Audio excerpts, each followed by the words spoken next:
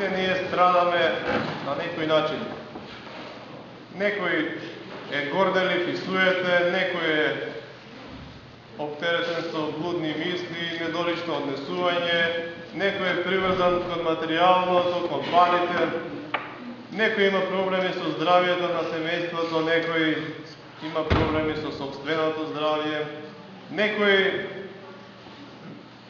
има и други проблеми, не може да се прехрани и така натаму. Значи сите ние имаме по некои проблеми. Сите овие проблеми се сериозни човечки проблеми и се од суштинско значење за секој од нас. Сите ние бараме начин како да ги решиме. Бидејќи нашите болки и маки се како тежок товар кој постојано го носиме, а некогаш нема и со кого да го споделиме.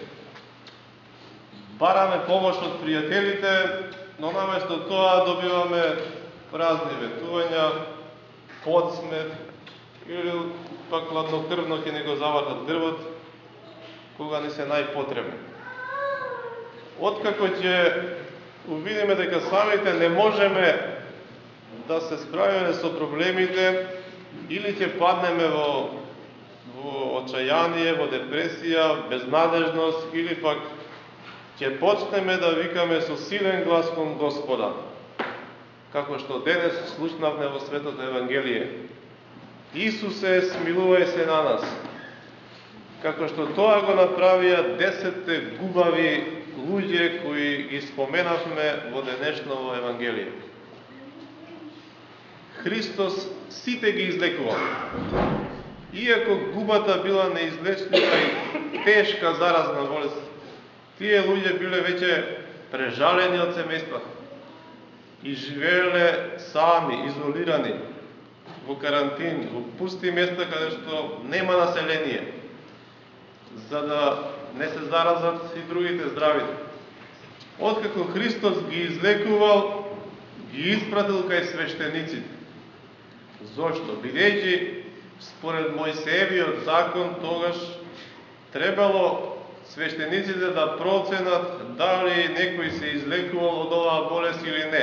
И ако се излекувал, тие му давале писмо, документ, за тој да може повторно да живее помеѓу здравите. Инаку не смел да живее таков човек помеѓу здравите, доколку не добил од свештениците потврда. Затоа Христос ги пратил, за да покаже дека и Христос го почитува Мојсеевиот закон, односно законот што самиот Бог го дал. Откако виделе дека се излекувани, само еден се вратил кај Христа. Во Светото Евангелие се вели: и го прослави Бога гласно и падна ничком пред нозете Исусови, благодарејќи му. Тој човек бил самарјанин. Самарјаните биле од друга вера и затоа од евреите биле сметани за нечисти луѓе.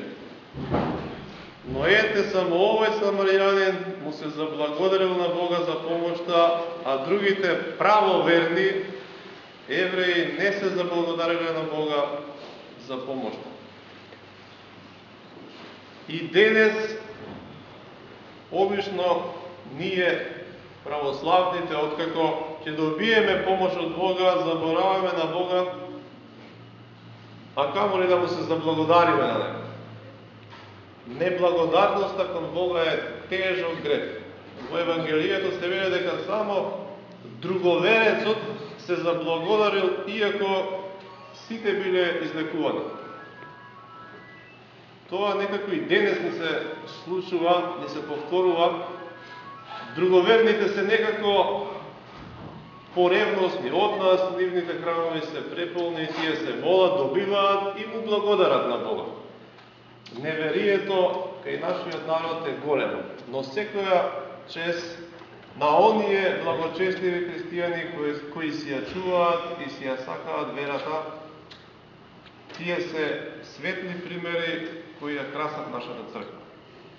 Христос на крајот му рекол на друговерецот: стани и оди си, бидејќи верата твоја те спаси.